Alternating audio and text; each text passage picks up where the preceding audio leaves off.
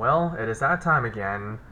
In this video, I will be beating the Aquatic Temple Insane Dungeon using Volcanic Chambers gear.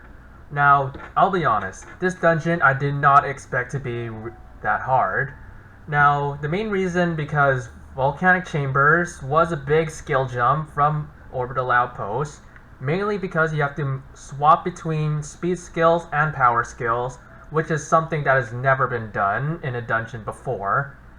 Now, although this dungeon was very beatable with volcanic gear, it is not easy and definitely not practical.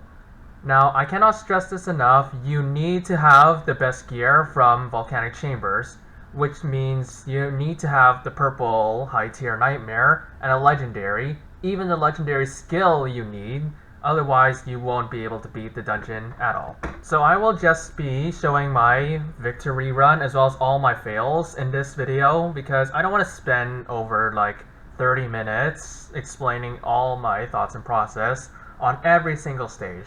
Instead, in another video, I will explain the tips and tricks of all the bosses in Aquatic Temple because, let's be honest, these are the hardest bosses we've ever had in Dungeon Quest. Even the boss raid bosses are not as difficult as these. So with that said, let's jump right into my loadouts and my damage.